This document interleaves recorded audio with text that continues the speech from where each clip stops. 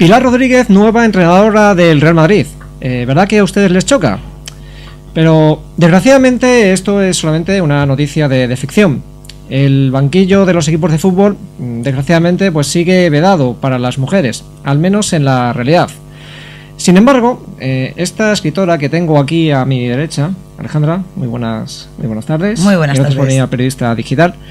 Pues nos recrea en esta jugosa novela, bueno, pues una situación en la que una entrenadora modesta, pues revoluciona la vida cotidiana y casi aburrida, pues de un equipo de segunda división. Quizá, Alejandra, pues dentro de poco, pues a esta nómina de nombres, Ancelotti, Simeone, Tata Martino, quizá pues podamos incluir el nombre de una mujer, lo que habrá que tener un poquito de paciencia. Alejandra. Estoy convencida que se podría poner el nombre de una mujer siempre y cuando les interesara comercialmente. Si fuera a hacer muchos anuncios, igual salía adelante. Porque, Alejandra, desgraciadamente, como hablamos en esta introducción, esto sigue vedado, pero no solamente en el fútbol masculino, sino también en el femenino. Pues sí, la verdad es que podía ser una novela de ciencia ficción, porque plantea lo que puede suceder, pero no ha sucedido. Sí que hemos tenido mujeres árbitro. Sí que es cierto que, por ejemplo, en los clubes ahora hay muchísima psicóloga, que son una pieza fundamental para equilibrar a la gente, sacarles el mayor rendimiento, acabar con los miedos de los futbolistas. Entra ahí la mujer, pero entra con unos ámbitos muy concretos y muy restringidos. ¿Puede haber mujeres presidentas? Sí, pero entrenadora, ahí está el capítulo. ¿Por qué cuesta tanto aceptar que haya mujeres entrenadoras? Porque, hombre, en cierta medida nos hemos acostumbrado a mujeres presidentas. Ahí hemos tenido, por ejemplo, a la presidenta del Rayo Vallecano. La Real Sociedad en su momento también tuvo una etapa en la que hubo una presidenta, e incluso un equipo modesto como es el Leganés también, creo que actualmente también tiene presidenta. Sin embargo, esto del banquillo, que es cierto machismo. ¿Sabes la frase que más he oído hablando con compañeros periodistas y con profesionales del mundo del fútbol? Es que no ha sudado la camiseta. Es decir, ¿les parece la idea? Ahora sí que empezamos a tener una liga de fútbol femenina con mayor presencia. Tenemos jugadores que están en equipos internacionales jugando en Suecia, en Estados Unidos, y quizá cuando ese fútbol femenino cobre mayor protagonismo podamos hablar de ese nuevo capítulo. Pero de entrada la idea es que si no has sudado la camiseta, no has estado en un equipo profesional durante mucho tiempo, no conoces las claves para llevar a cabo, pues diseñar las tácticas y las estrategias. En el libro reflejas bastante bien cómo podría, pues estamos hablando de una historia de ficción, pero que podría ser realmente cierta. Pues el comportamiento de la afición. ¿Cuál es el comportamiento que tiene la afición cuando saben que va a llegar una entrenadora que además no era entrenadora, digamos, titular, sino como una ayudante? La novela es una sátira. Entonces, ¿cómo es la sociedad española? Eso es lo que intento reflejar ahí, ¿no? ¿Cómo nos comportamos?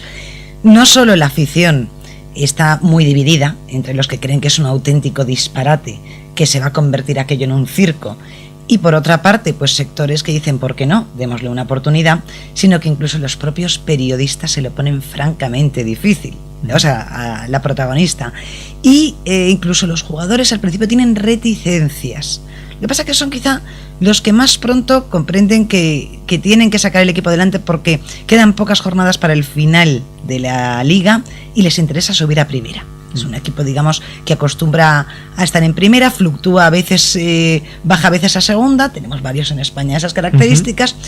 Y ese orgullo pues les lleva a tirar hacia adelante. Y por parte de la directiva consideran que puede ser tal reclamo que va a traer nuevos accionistas y va a ayudarles a remontar. Desgraciadamente en la novela no trae en este caso a la mujer, a Pilar Rodríguez, que así se llama la entrenadora, la ayudante de Julio. No la traen, digamos, creyendo en sus habilidades, en sus conocimientos futbolísticos, sino que la traen como casi como arma de decir, bueno, vamos a despistar, ¿no? Ante una situación en la que igual no subimos, pues bueno, va a servir para enfocar las críticas hacia otro lado. Exacto. Ella es consciente de que le están utilizando. Entonces, cuando a uno le ofrecen una oportunidad interesante en la vida, estimulante, un reto, pero sabe que bueno, que lo están haciendo con otras intenciones, ¿qué tiene que hacer esa persona? Bueno, en el caso de nuestra protagonista, luchar. Dice, por fin me han dado la oportunidad, yo voy a jugar esta carta, aunque es tremendamente consciente de que en realidad, exacto, es una maniobra disuasoria, es un modo de canalizar canalizar las críticas, es también una manera, bueno, pues de generar otro tipo de expectación, una ocurrencia, vamos, como hay tantas, pero ella está dispuesta a jugarlo a fondo, a aprovecharlo, ¿por qué no? Entiende muy bien la situación y dónde se mete. En cierta manera, un club de fútbol, todos repetimos que el fútbol es la vida misma y una organización de poder como es un club es igual, son las mismas intrigas que hay en una empresa. Si te paras a pensar, la idea del entrenador que se siente acorralado, también hay un retrato psicológico de ello. Ella, que es consciente de que están manipulándola, pero que quiere jugar esa partida. Son todas las sensibilidades que hay y cómo reaccionan a ello. Vicente del Bosque, Mourinho, bueno, entrenadores de reconocido prestigio, cuando se les ha ofrecido hacer, digamos, publicidad, pues cuando no es publicidad de coche, es publicidad de algún equipo electrónico.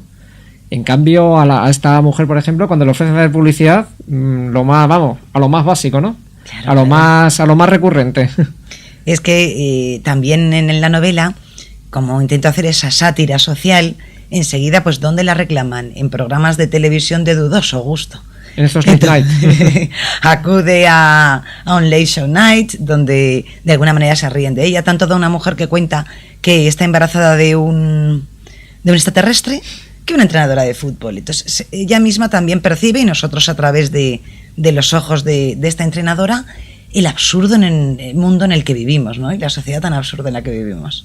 Además, de cara a los medios de comunicación, los éxitos en los deportes femeninos sigue costando, ¿no? que entren. A pesar de, por ejemplo, en el último mundial de natación en Barcelona, todas las medallas fueron femeninas. Sí, y qué gran frase aquella de, sí, no importa tanto si yo me tiño el pelo de un color, haciendo alusión a Sergio Ramos, reivindicaba una de las nadadoras que no tenía la atención mediática, su triunfo, que tenía el propio Sergio Ramos cuando cambiaba de peinado.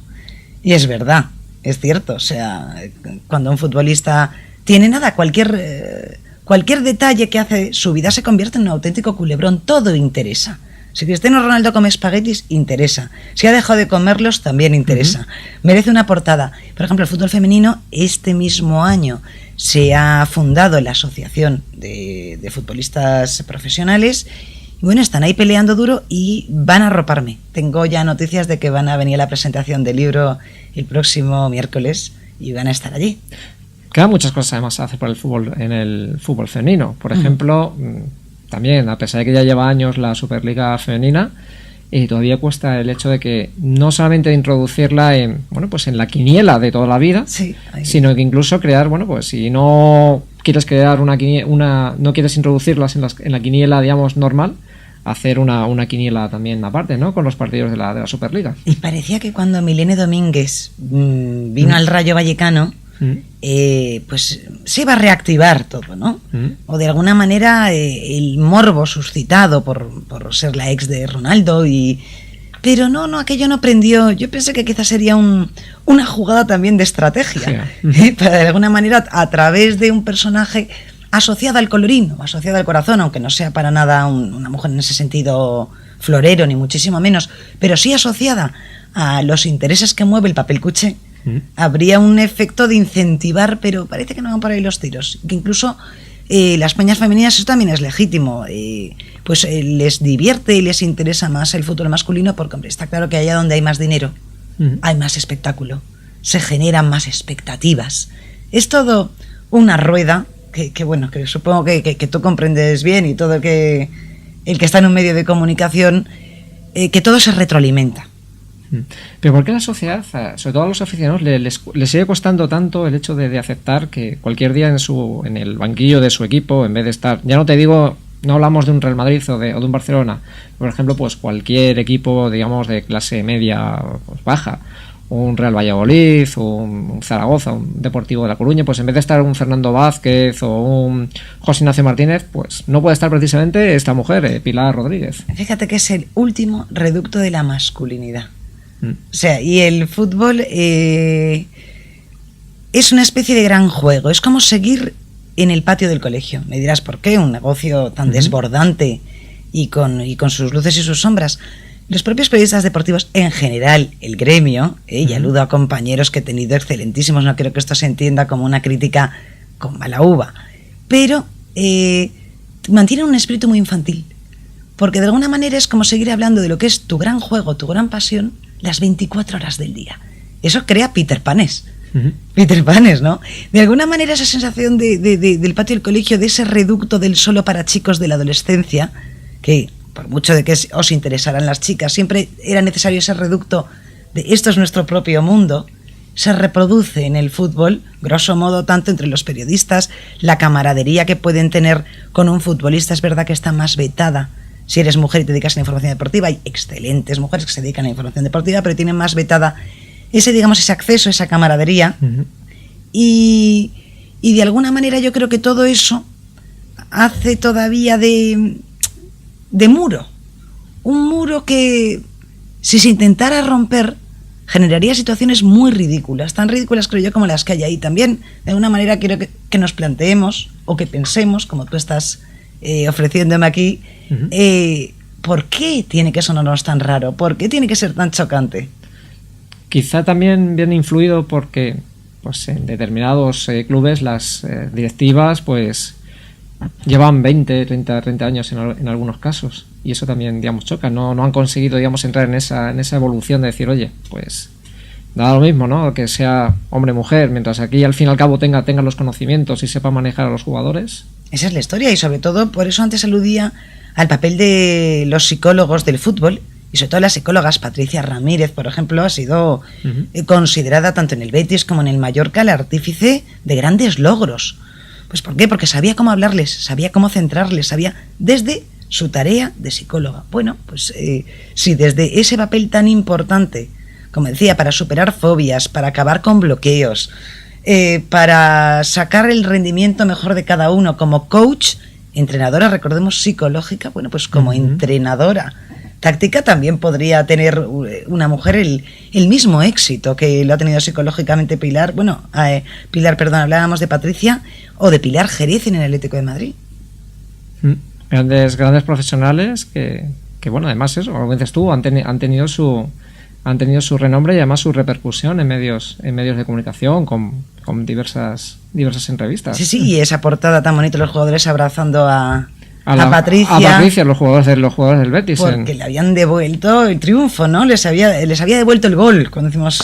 Cuando hay una temporada de sequía y un jugador está angustiado y pasa por esa fase, bueno, pues yo creo que con estos precedentes lo mismo da, es decir, que estés, como digo, entrenando las mentes o entrenando ya el conjunto completo, ¿no? Es decir, creo que los jugadores han demostrado madurez para abrirse emocionalmente, ser capaz de confesar pues la situación crítica que pasan y para dejarse guiar. Los psicólogos del fútbol tienen técnicas muy curiosas. Tuve la ocasión de estar en un congreso recientemente y para entrenarles psicológicamente llevan a cabo muchos juegos que, bueno, que hay quien diría, pues yo esta chorrada no la hago. De hecho, muchos psicólogos cuentan que de entrada cuando llegan a un club los llamaban los psicólogos, porque les parecía una chaladura lo que les proponían, ¿no? Desde ver películas de Disney, digo porque suena muy chocante, hasta jugar a la gallinita ciega. Todo para fomentar la cohesión, para suscitar el debate, para recordarles valores internos. Bueno, pues jugadores que todos admiramos y que todos seguimos se prestan a estos y otros juegos que no puedo desvelar en pro de mis amigos, los psicólogos del fútbol, que de alguna manera significa que cuando se enfrentan a un profesional que tiene las ideas claras y que puede ayudarles, ellos se entregan. Si llega una mujer al banquillo, creo que ellos no solo obedecerían en el sentido infantil del término, depositarían su confianza, quizás en el colectivo más maduro, y a lo mejor la afición y la prensa íbamos a ser mucho más críticos. mucho más punzantes y a ponérselo más difícil que los propios futbolistas. En los últimos años estamos viendo que los clubes están apostando pues por muchos jugadores que prácticamente acaban de colgar las botas y los están llamando para los banquillos. Ahora justamente con esta jornada de jugadoras españolas en la Superliga, recientemente, bueno, pues han hecho un muy buen papel en el europeo, llegando hasta cuartos de final. Quizá podamos tener ahí alguna entrenadora cuando estos jugadores decidan colgar las botas. Exacto, por ahí, yo creo que por ahí andan también, anda la pista, porque habrán demostrado como jugadoras tener un nivel y conocer el mundo profesional del fútbol, y entonces quizás sí que estará abierta la puerta. De entrada cabe decir que aunque la protagonista de mi libro se llama Pilar Rodríguez, me he basado en Pilar Vargas. Ella es la primera mujer de España que tuvo el título de entrenadora. Estudió en el curso 91-92, se sacó su licencia junto con Pichi Alonso, era buena compañera de él. Exactamente, sí. Y entonces ella ha tenido oportunidades tras trabajar muy duro como entrenadora de la Unión Deportiva Soleá en categorías inferiores, luego fue asesora de deportes del Ayuntamiento de Sevilla y ahora es la presidenta del fútbol femenino de Andalucía. Efectivamente.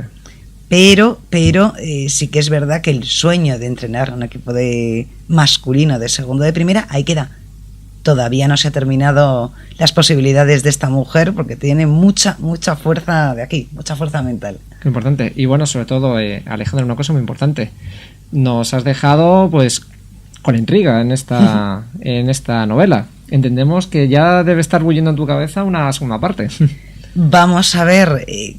¿Cómo cae? No vamos a desvelar evidentemente cómo acaba, porque además invitamos precisamente a nuestros televidentes, a los internautas, a que lean con avidez este libro, pero de verdad que les va a dejar muy impresionados cómo queda el final. No vamos a adelantar tampoco más. Bueno, pues la intención es ver cómo cae, si la historia gusta, porque me da miedo que haya gente que diga, mira, me gusta el fútbol, ¿me va a gustar la novela? Pues sí, porque a que te divierten las reacciones que hay en torno al fútbol, esas peleas que puede haber, también hay personajes que critican las situaciones, y es una radiografía, una humilde radiografía social, ¿no? En tono pues de comedia. A veces tiene puntos agridulces, como deben tener las comedias, pero es un retrato divertido hasta cierto punto, según el humor que cada uno tenga. Hombre, también tiene, digamos, esa enseñanza, y es un poco un cierto palo dado con guante de seda a cómo viven determinados jugadores, ¿no? A que no son conscientes realmente del privilegio que tienen, aunque sea un equipo, en este caso, de segunda división, pero los privilegios que tienen, ¿no? Y cómo son enviados por gran parte de la sociedad. Sí, es de alguna manera ver las mentalidades distintas que hay. Y cómo cada uno ve su problema o ve su vida como, pues como un foco de tensiones, y cómo luego desde fuera lo perciben, que es muy distinto. Se habla de cada colectivo que está implicado en el mundo del fútbol, la visión que hay, las críticas, pero ya digo, intento que sea todo con humor, porque creo que en el fondo somos cómicos todos. O sea, que es cómica la sociedad que construimos, que es cómico nuestro papel como periodistas. Tiene un punto de comicidad. Ahora, eso sí, no soy una escéptica. Reivindico el compañerismo y la igualdad. Para mí son dos valores que de alguna manera sí que me gustaría que lo leyera gente joven, adolescentes a los que les cuesta leer, que dicen muchos padres, ¿cómo hago que mi hijo lea? Bueno, pues primer cebo, es una buena... mundo del fútbol, sí. Primer cebo para que ahí piquen, ¿no? Por alguien que, que lo he conocido, no he trabajado mucho tiempo como periodista deportiva, pero sí que me he movido incluso por amistades cerca de ese mundillo. Y en segundo lugar, aparte que el mundo del fútbol tiene sus pasiones a todos los niveles, también hay un romance, un amorío, que eso siempre gusta. Sí. El segundo punto es porque hay un mensaje de reivindicación del compañerismo y de la igualdad que creo que les vendrá muy bien pues a esos de 15, 16, 17, que son edades en las que uno está construyendo su visión del mundo. Y sobre todo, lo más importante, no hay que olvidar que el fútbol, al fin y al cabo, aunque se mueva mucho dinero, no deja de ser un juego. 90 minutos y a partir de ahí todos juntos y a tomar cañas. Y mucho corazón y mucho romanticismo. Romanticismo que se ha perdido. Por eso yo ahí también... Es una novela, como yo digo, vintage. porque se ambienta en los 90, no es, o sea, no es el mundo antiguo, pero bueno, pues, es vintage. pero con la rapidez en la que parece que hoy en día todo circula, que parece que un año ya es un siglo, pues... Mira, como dice, me hace mucha gracia el monaguillo, una estrella de la radio, de Onda Cero, que dice, uy, los 90... Hablamos de un tiempo en el que teníamos paciencia. Y esos tiempos en los que teníamos paciencia. Porque no estábamos con el WhatsApp. Y marcadores manuales, por cierto. Exacto. Entonces tiene ese sabor que nos vintage, ya que nos parece que ha llovido muchísimo. Porque en esos 90 cambiaron tantas cosas y entre ellos parte del romanticismo del fútbol, que es un poco lo que yo reivindico. Tiene ese tinte de nostalgia, es distinto si tú lees esa novela... Con 15 años te quedas con unas cosas. Uh-huh. Si tienes ya más edad, te vendrá una especie de sabor... Sí, ese sabor añejo. Añejo de, así me crié yo, así veía yo los estadios cuando era un adolescente. Ese era el fútbol que a mí me gustaba y cómo han cambiado eso los futbolistas. De ser aquellos chavales humildes. Se hablaba más del entrenador antes que de las figuras. Uh-huh. Y las figuras eran contadas. Y se hablaba más de las quintas, incluso en la etapa de Butragueño, uh-huh. Era la quinta del buitre, era otro concepto, ¿no? A convertirse en hombres anuncio. O sea, son tantos cambios en todo que parece que nos ha pasado un siglo. Y aparte, Alejandra, refiriéndonos a en nuestra propia profesión, y sobre todo los que se dedican al tema deportivo y que llevan pues años, pues cubriendo pues la actualidad de distintos equipos, cuán diferente, ¿no? Es tiempos en los que, bueno, pues tú no tenías que pasar por el filtro del jefe de prensa, del director de comunicación, sino que en el libro lo cuentas, como a un jugador cogen y casi lo secuestran para llevarlo a una radio, en este caso de, bueno, pues a la más importante, a la más influyente, digamos, de esa región, ¿no? Y que hoy en día, pues eso, desgraciadamente, la información casi es el propio club el que te la sirve y el periodista pues casi no deja de ser un mero escriba. Me gusta esa reflexión que haces, pues son las fuentes directas. Otro punto de nostalgia que hay en la novela es también en cuanto al periodismo. O sea, ahí explico un método de trabajo que muchos ni conocerán, que era tener tu fuente directa.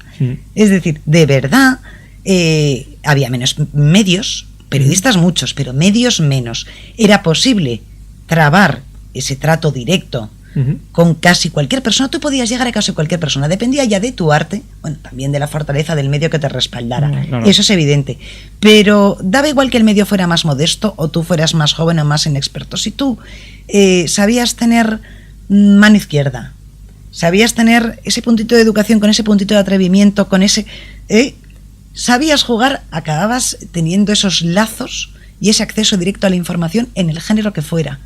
Y eso era de verdad el periodismo. Ahí no hacía falta tener topos. Exacto. Era todo. Ahora es verdad lo de los filtros. Es todo inalcanzable. Es todo además muy aséptico. Y pues todo el mundo, pese a la multiplicidad de medios, repite y da bombo a lo mismo en lugar de generar nuevas historias. Y solamente cuando hay intereses muy elevados, a través de oscuras maniobras, salen ciertas exclusivas, pero se ha perdido el periodismo artesanal de verdaderamente, esta es mi historia. El de hacer guardias delante de un estadio, de un campo de entrenamiento, de un aeropuerto. Sí, hasta de espiar. Efectivamente. Pues Alejandra, de verdad ha sido un placer tenerte aquí en Periodista Digital. Hemos disfrutado muchísimo de esta novela y bueno, volvemos a recomendar Tacones en el banquillo pues a nuestros internautas que de verdad la compren porque se van a divertir muchísimo y ya les adelanto, se van a quedar con ganas de una segunda parte. Alejandra, te emplazamos a que nos la escribas porque nos has dejado pues con un poco esa incógnita de qué es lo que pasará. Pues muchas gracias por darme moral y sobre todo por haber comprendido tantas claves del libro que esperemos que disfruten los demás, los otros lectores. Pues muchísimas gracias a ti, Alejandra. A vosotros.